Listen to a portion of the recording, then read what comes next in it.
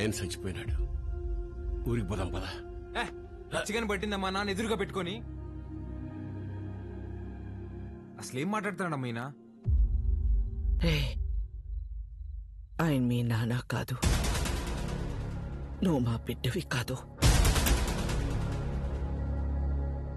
మా దగ్గర పెరిగావు అంతే.